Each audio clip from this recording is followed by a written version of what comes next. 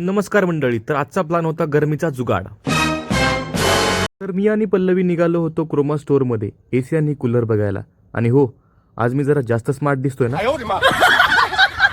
डोक्यात एकच विचार होता, एसी घ्यावा की कूलर घ्यावा. क्रोमामध्ये जातोय म्हणून वॉलेटला सकाळीच नमस्कार करून निघालो होतो. पटापट गाडीमध्ये बसलो आणि घराजवळच्या क्रोमा स्टोअर मध्ये पोहोचलो. बाहेर एवढं जास्त ऊन होतं की पल्लवीची रिॲक्शन होती, अरे किती वेळ लावते गाडी पार्क करायला. स्टोअर मध्ये एंट्री केली आणि आत होतं कूलर किंगडम. इथे एक ताई होत्या फुल कूलर राणी मोड मध्ये. इथे बऱ्याच ब्रँडचे कूलर होते. प्रत्येकाचे फीचर्स एक्सप्लेन केले.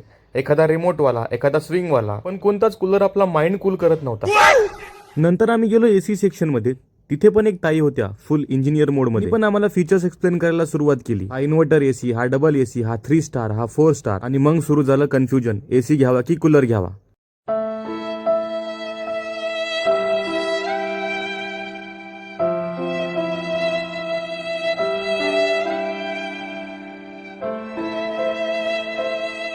फायनली आमच्या दोघांचं ठरलं की कूलर घ्यायचा. आणि मग पुन्हा आम्ही कूलर सेक्शनला गेलो. कूलर बघून एवढा कॉन्फिडन्स आला होता की मी त्या ताईला म्हटलं, कूलर तो हम लेंगे और वो भी स्वॅग में लेंगे. असं म्हणून त्यांना डायरेक्ट 2 कूलरची ऑर्डर देऊन टाकली. सिम्फनी कंपनीचे कूलर्स आम्ही ऑर्डर केले होते. त्याला 1 इयरची वॉरंटी पण होती आणि वॉटर टँक कॅपॅसिटी पण जास्त होती. मला कूलरची डिलिव्हरी उद्या मिळणार होती. फॉर्मॅलिटीचं काम चालू असताना तेवढ्यात मी पल्लवीला एक टोमणा मारला, तू तशी सकाळी दररोज लवकर उठते, पण या कूलरच्या हवेत उद्यापासून लवकर उठशील का.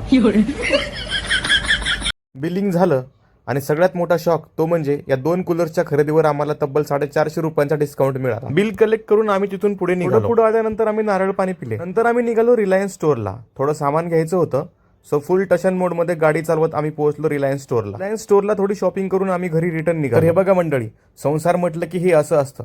बॉडी बिल्डर जिमला जातो आणि मी शॉपिंगला.